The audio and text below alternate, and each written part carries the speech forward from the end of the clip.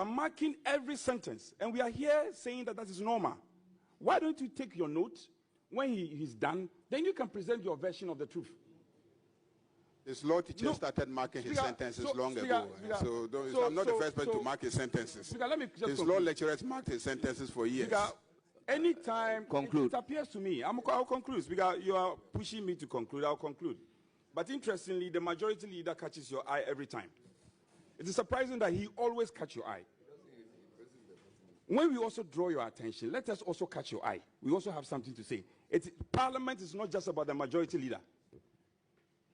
For heaven's sake, I'm representing the good people of Insama Dredji. And when I have a view and I catch your eye, you must allow me to express him.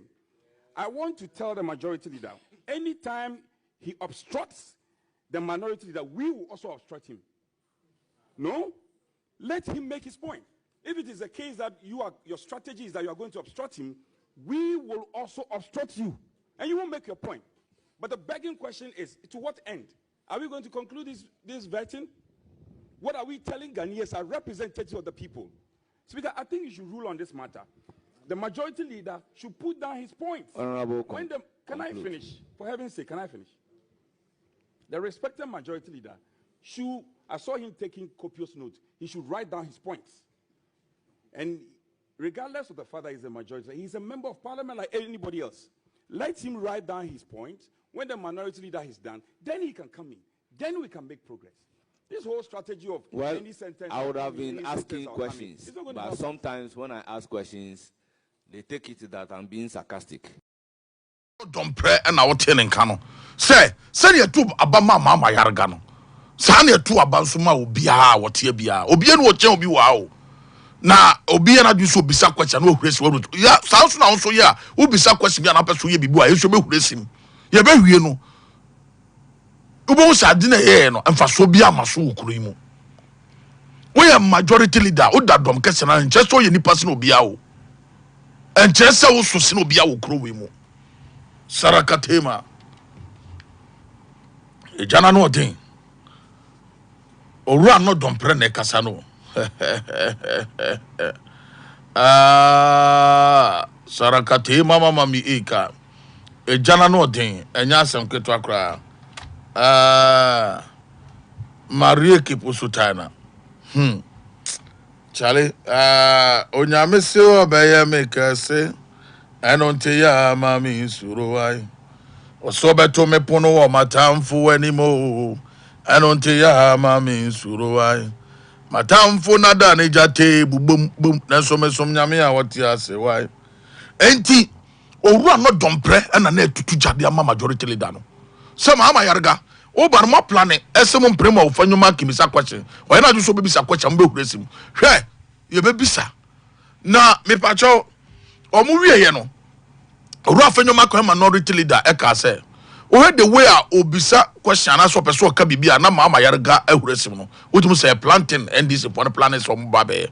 Na emom no ma o he CJ ana chief justice na o na. Moma na ena record so say Ghana bakosi me bi sida. Say only the chief justice yayi na for baako pe ena toto na no.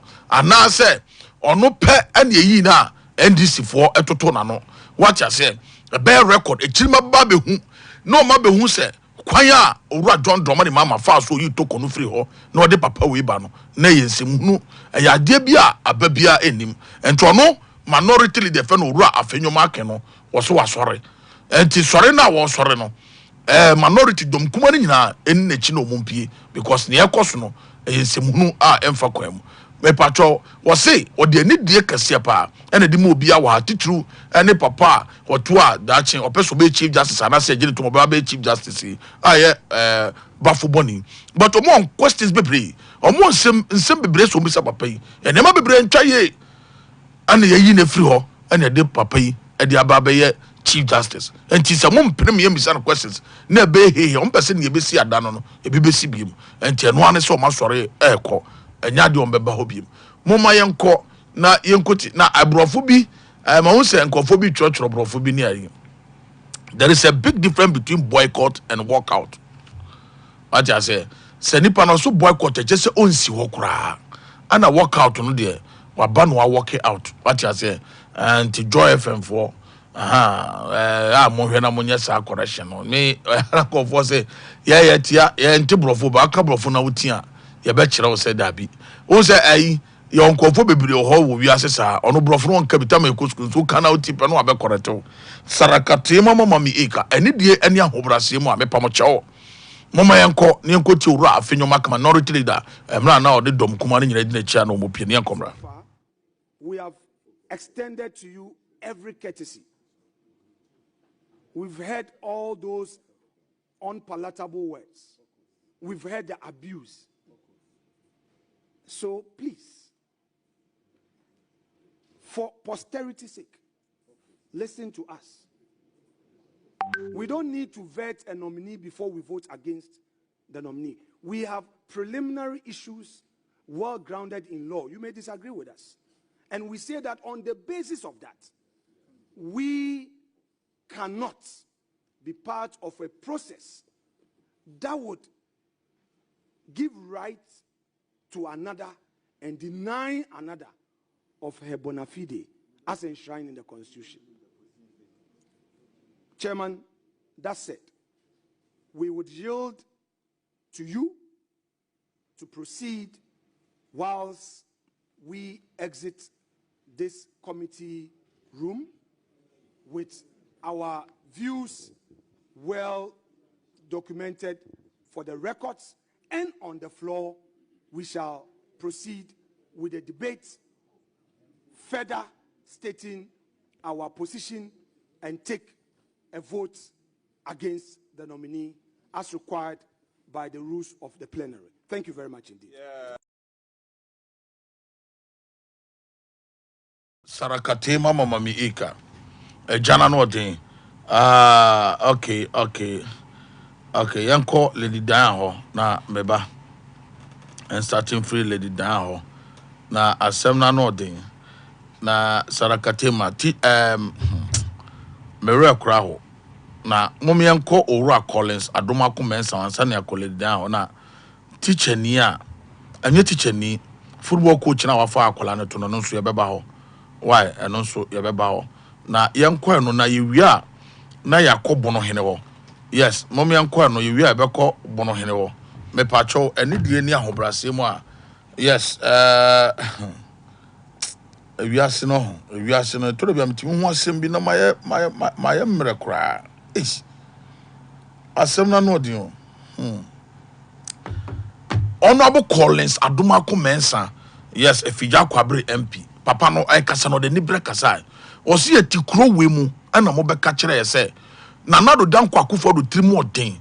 Na asoja for be say 5,000. A police for there mo bro be say 5,000. Immigration security for wo Ghana anya sam ketwa.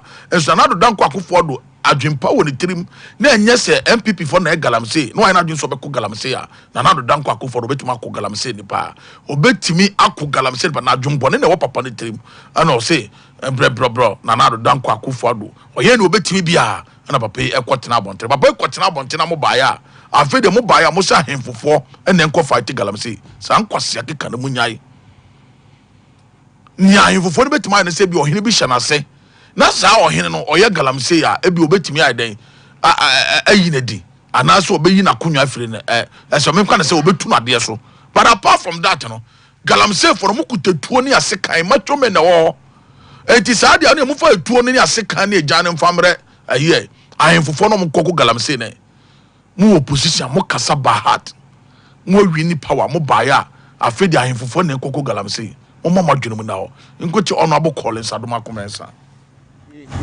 One lady amongst us and gentlemen, we are happy to address you this afternoon. That be we okay. Boss video we mame emra minority for no sorry free hono me pacho bebre omo free press conference that video ya na person boya yentie ne wi anu akọ Peace FM bebi Adoma Komensa tena e kan asasem yen komra. One lady amongst us and gentlemen, we are happy to address you this afternoon. You've all watched the proceedings. We have said we put our case across. On a matter of principle, we needed to lay the foundation because there was an existing Chief Justice, but for the irregularities, we would not be here to vet another Chief Justice. There was, and we think that the processes that we have gone through was not right. We tried to file a motion. We filed a motion on the floor of the House that we thought that the processes must be exhausted before we come to today's proceedings. And the Speaker, unfortunately, did not admit the motion that we had filed. We, this morning, our leader tried to put across that the narrative of what has brought us here. And you saw the interjections from the majority. It's as if they have a preconceived mind that whatever, every letter and every word is going to be objected to. And I think that we cannot hold everybody to ransom. And I think it is the decision of the entire minority that our point is well made. And at the end of the day, on a matter of principle and what has transpired, there are matters pending up, some before the ECOWAS, some before other courts, and we have not exhausted them. And we think that until those processes are exhausted, it is not right for us to vet another Chief Justice. Nobody has anything against Justice Bafuboni personally, but on a matter of principle, we needed to abstain from this. And since we are going to vote against the processes anyway, I don't think there's, we have to give rise. We have to sit in and accommodate this give and take, especially when they have made up their mind that whatever we say, they are going to object to that, and that they will not let sanity prevail. So we thought that we should give peace a process. They have their majority. I mean, patches of any and Simuna Ecosona and this for the meet on my my podada. As a MPP for and also Rafinho Markiana doing so back as a CJ no questions are Ombe Resim, no my near my K. No more stretching a cover confusion. Diaba, I had your Macotina committee acquire. Now, Omono, Omo Pachan says CJ no, and I said Bafubon, Omoni Hitiano, Nemo Quaya, your first way ye free ho, ye, Mammy Tokonu free ho, near the neighbor, who sa kutiri kwana owura John Dramani Mahama e fa so ni free ho asem no akopiemu ECOWAS court e say wo baby a e say eniema bebre a e say enkoye ntwa ye mfa ye some ye part of it that's one when na chirima bi ba no ma baby say sansem hunu ne nyambra sem ne nsemfo e course e de na dom kuma no e kai all those so mo to aba na o metu atia no anyway but yes, sir, almost sorry, a free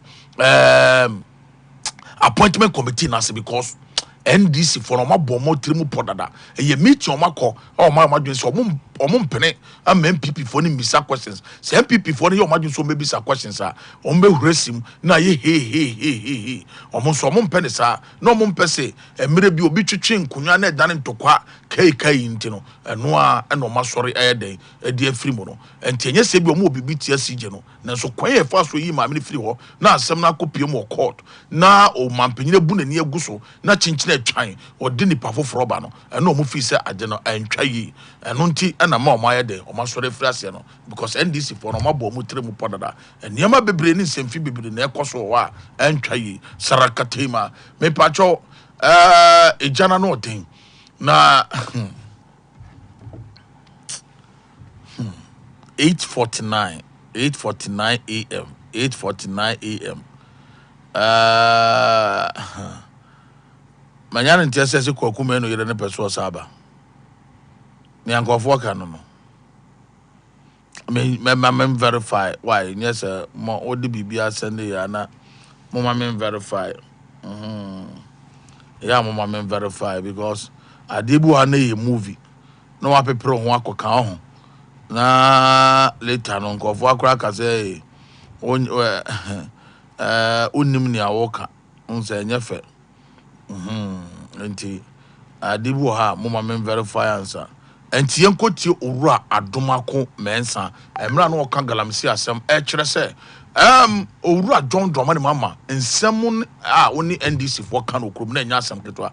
Mo can some prone some so papa. Senanado Danko Akufo-Addo, His Excellency the former president of the Republic of Ghana. Adwimponi wa papa ne tirim onyeni papa. Papa na adwene say opeso oku galamsey pa a sojafoɔ any a police for to mu nyina gumu a na papa no declare state of emergency a enemanim ye obetima stop galamsey na nam say MPP for ni abemu penifo na eye galamsey na Nana Danko Akufo-Addo nti na papa no ntimi stop galamsey no papa no adwempani ne tirim adwemponi wo ne tirim a onyeni papa pom mani yi why na adwen say obehye da hyekire mankola na sense ase no afei de oba power a sojafoɔ ne a police for nyina bedu side o afei de ne a wo ka no na wo opposition na wo fa solution ye afei de wo sa hemfo ne nkoko galamsey na ohini be ne be sore se osumo bi ba akọ galamsey side obra omomo ye galamsey no omukuta etuo ne akode kura police for munkuta bi what I say ohini ne nkọ na ohini ne ma alliances no what I say no ohini betima ne say ohu say ohini bi hye na se na oye galamsey na ade ne nya sorry oye galamsey na no be nso obetu na de so apart from that no omo wo galamsey side omukuta tuo akode nsekan and one ban the instrument man call a police for near soldier for no send na more position more can and the money sadia na yankoche honorable Collins Adoma Kumesa. Asa, there are 5,000 soldiers, there are 15,000 policemen. Akufo-Addo is in power. There are man 2 million on stop galamsey but the soldiers say 55,000. There are now more than 5,000. Omuntu ase omuntu ase fantastic, but it omba no catch them say Akufo-Addo de wabon or your kingpin.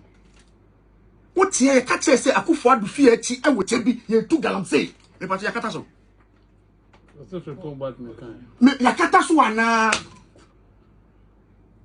ongo ho me do be ko ho appointment committee of CG yes we are be rural stories be be ko bono hene ene nia empenifo bebre e ka e dia fa kaswan sensem no medas jina maminchia Ghana fo ni ahwefo nyina na minchia Dr. Alhaji Mahmoud Baumia wakasa na nensem a wo kan so eya pa me de medinka declare me stand say eya delegate for abey ya o mokwa akotu me de honorable Kennedy akompre ko Japan na me gini di se obetime di aginkunimdi ndi ama MPP ama yoko but enkomo bi ukoso wo MPP party ni mu a aso mu nsu ahwe mistakes a omoye ni 2024 no omuguso omoye bi enkomo bi omudi ya amo omo ensem bi omokeka ya amo omo no omo nsu ahwemfiri mu omuguso omoye na omo ahwe yie na omo antutu omo niema yie a omo de ne saa na asan akode atia mu enti MPP fo mo hweye MPP mpenifo enimana MPP mpenifo wo mu no omo fo mo na nsifom na omo ma sanity emra party ni mu na omo ma unity emra party ni mu enti sa dia omo keka kono eho atro ankasa Dr. Alhaji Mahmoud Baumia san komo ya wo di san kofo se oya howo na oba ye nchai ena na oya akwa wo so obesom asoma wi a wonko enkomo wanya nkomo a ewo sa party mu die enka montwen na NDC kura ndi san komo we enka MPP fo montwen na NDC sa enkomo we ba we de da bi o mo ankasa MPP fo na mo twa mo ho a mo kasa nsem we enti sa mo kwoto oba na sei nyame ema Dr. Alhaji Mahmoud Baumia ba enkomo be na mbedi acha Ghana fo enkomo be mo be da to na ma Ghana fo Lady Dan General me nya sure say Dr. Mahmoud Baumia ebia owini a nka so be wini o ba me ka say ebia owini a me nya sure say enkonfo bi ho sade ne be come the campaign ho bi Elizato me nya sure but obenya obia no because there were enkonfo bi ho a sesi ana amana ni abeda o say no ni experience yes but okọ we ni buy no ene ni enkonfo bi a nim say any party for ni na do edo no ebe man ahwe no ho yi na wo san nkofo no na na nkofo bi say me pacho sadie we bi asisi party bebremu when the people are ready for change the omo nhwe na ACC wo party be internally what you say and no try make us owura don man need this for omo nyama yi okay because for you ready for change omo no they don't care me patro MPP omo ampam general secretary ne chairman and so say 26 omo winning NDC kwado omo pamo chairman pamo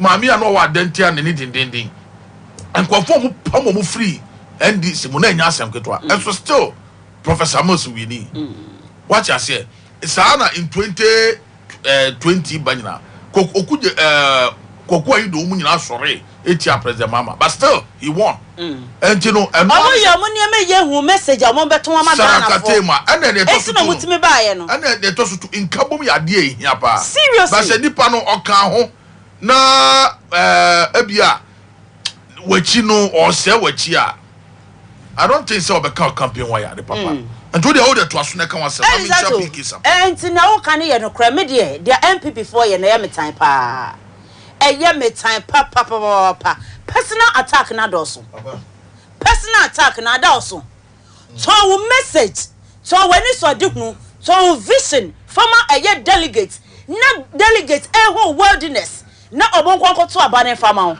personal attack ni free personal attack ni efrihin fa eno badabay